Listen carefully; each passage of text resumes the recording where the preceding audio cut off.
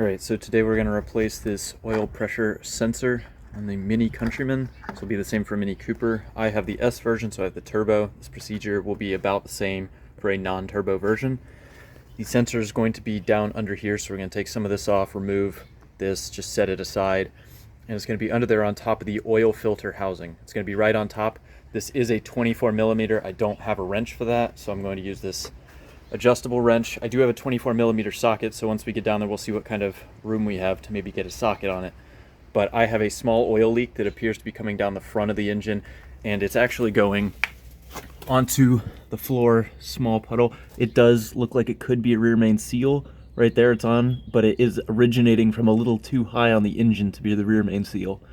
I am also getting a check oil pressure light if I accelerate on an uphill, so I'm going to start by replacing this sensor. So with lots of repairs on this car, we're going to start by taking off that clamp, sensor from mass airflow, vacuum line, unplug this. We're going to remove this whole piece, remove this 10 millimeter right here, and then this is going to lift out, and that's how we're going to start. Alright, so we've taken it off. Next we're going to take 10 millimeter, and I'm going to move this aside right down here. Right there, that square cap, that is the top to the oil filter housing. The O-ring on that can also go bad, so if you are searching for an oil leak, it could be that. Alright, so this is basically going to be just for the turbo version, because if you don't have the turbo, it's going to be just right beyond there and easy to see. So we're going to, if you have the turbo version, we're going to remove this vacuum line off the wastegate right here, this vacuum line, and then we're going to remove this solenoid. There's a bolt there, there's a bolt just on the other side there, and there's one down there. So there's 3 of them, and I'll get the size for you. Okay, so I got the first bolt and the second bolt done. The third bolt is very difficult. I'm using a hex Allen key. I couldn't find my metric one, so I'm using Imperial 316. It seems to work. It's not an exact fit, but I haven't had any issues. So that is the angle you're going to have to get to it, and it's very tight. So what I did was put the Allen key like that. Then I got my pliers and I gripped it right there and I turned it, and that undid it. These should be not torqued too difficult. Mine have never come off, so they weren't that easy, but they weren't too hard. Alright, so it's hard to see just about everything, so I'm just going to take this vacuum pump off as well. If you have a leak here, you need to replace one of these. I guess I'll include this. So you already have this vacuum hose taken off of here from earlier. You need to remove a smaller one down here as well. You're just going to pull on it. There's no clamp on it. Then you're going to remove this bolt with the yellow mark, and then there's one more under here. I'll show where my socket goes on there. It's not too hard to get it on. This is all I have, just an extension and a converter. It just goes on right under here, just like that. Not too hard. And then loosen that. This is an 8 millimeter. That's what you're going to use. Alright, so that's how long, there's only 2 bolts, that's how long they are. Next you're just going to kind of jimmy this off, kind of pull on it, just gently jiggle back and forth, come off pretty easily. It is locked onto your camshaft that way. There's a little gear right there. That's what locks it into the camshaft in the engine. So you're gonna want to put it back in the same position if you end up spinning it or anything. Alright, so that's where it came off right there. There were only 2 bolts holding it on. And then you have a little O-ring here. If this is leaking, you can fix it. Mine is not leaking. You could put a small little bead of RTV or replace that gasket. Since I'm working outside, I'm actually going to put a paper towel over it so nothing falls into the crevices in there. Now that you can see this final bolt so much easier, I'm going to finish taking off this solenoid here. Finally got this wastegate vacuum line off. That was very difficult since it looks like the actual nipple down there pushes the line against the wastegate cap. It's very difficult to get that off, so make sure that's off. And then once you have these bolts out, this should slide out. Even with this coolant line, it will slide out, and then you can pull it one way or the other. Alright, so the boost pressure solenoid is out. It was right there. It's right here. These are the bolts. They look somewhat corroded on mine. These fought me every step of the way. If I were you, I would get an extended Torx or hex socket. Mine did not fit. I had to use this the entire way. It was not fun. This came out though. The plug goes on the bottom, so when you put it back in, it'll go back in like that. If you need to replace it, mine is fine. If this thing rattles or there isn't good pressure, you may need to replace it. The seal on mine looks fine as well. I'm just going to clean it up. The bottom has a bit of corrosion on it. But now we can see the oil pressure sensor. It's going to be hard to get on camera because everything in a Mini is buried, but it is that gold looking piece right around there. So we're going to pull the sensor array off of it, and then we're going to pull that off. Okay, to get the sensor off, I have got a screwdriver right in there. You're going to slip it right behind the top on the sensor and kind of like move it back and forth and push out, and that'll just slip right off.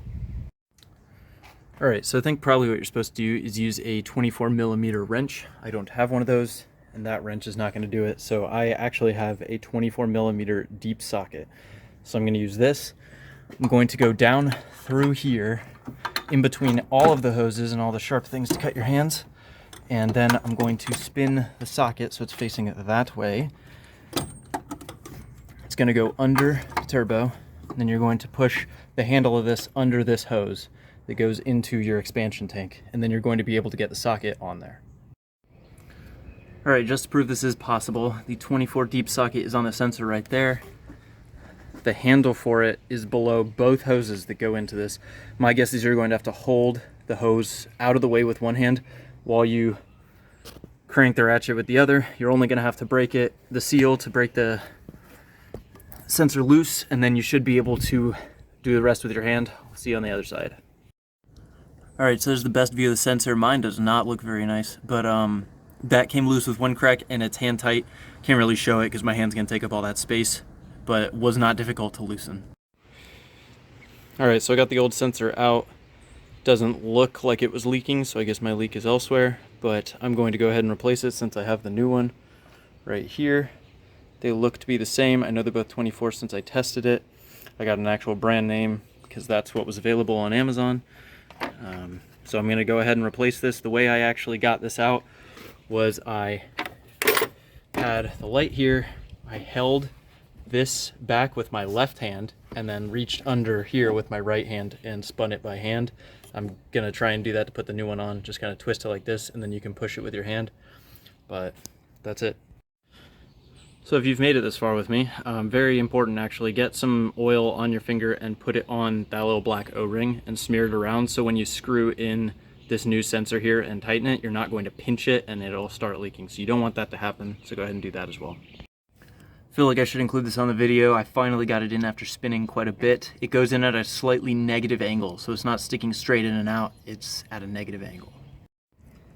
Alright, so I got it all plugged in. Make sure not to crank it down too much. Remember, it's an aluminum sensor going in an aluminum block. It was not that difficult to get off, so don't crank it down. Then you got to get that little yellow sensor array and plug it back in, and then we're going to move on to putting that back on. Okay, you can see the sensors plugged back in. Next, we're going to clean the mating surface right down there where the boost pressure sensor is going to go back. If you're replacing it, you'll have a new one, but I'm just removing it so you could see. I'm going to clean the edge of this with some brake clean and paper towels, and then I'm going to put it back in. I'm also going to clean these, focus for me, these bolts right here, because they have a lot of stuff in the threads. I'm going to clean it with a steel brush, and then I'll put them back in. All right, I cleaned off the surface in there, cleaned off the mating surface here. Remember, it's going to go in with the plug facing down when you put it back in. And then I actually found my hex metrics, so it's a hex 5 that goes into these bolts. So we're going to put those in now. Alright, so I have the solenoid back in. Those bolts actually could be hand tightened this time, so clean them out with the steel brush. Actually helped quite a bit. Don't forget to plug the sensor in at the bottom. Next, we're going to go back to putting the vacuum pump back. Alright, so next I'm going to clean the surface here with some brake clean. I'll clean the surface on the vacuum pump as well. I unplugged the sensor. It's just in a little clip here, and I moved it over there so that you have all this space to see. But we're just going to have 2 bolts, 8mm there, 8mm there, and then in there is the crank. And you're going to have to line up your vacuum pump with that. If you didn't move the vacuum pump after you took it out, it'll probably line up. Alright, vacuum pump back on. The big nozzle goes up top. The smaller one is on the bottom. You have a bolt there, a bolt down at the bottom like we had earlier. To get this on, you kind of have to shimmy it back and forth, side to side as you push in. It'll click in, you'll feel it, and it'll be nice in there. All right, so I have the bolts in. Again, you don't have to crank them down. It's aluminum, don't break it. So I'm going to pull this one. This is the hose that goes to the wastegate. I'm gonna thread it under this coolant hose because earlier that's where it was. Plugs right on there. And then there's the small little plastic part right here, that one. You're going to plug the other one into. So that's right here. Sorry, focus is horrible right now, but that's gonna plug on there. You're gonna do both of those. And then up here, you have this one, and that's gonna be your plastic line that goes on that. And then we're going to put back in your intake plug there, plug here. Remember, if you undid this earlier, this goes back over here and it plugs on with your PCV hose. And then you're gonna do the 2 clamps here and there. All right, so once you have everything hooked up, vacuum line, plugs, plug, you can clip things back in if you care about that. Like this goes in there, that clips in. You have like a clip over here you can put in. You have this clip can go right here. And then we're going to put the coolant expansion tank under there.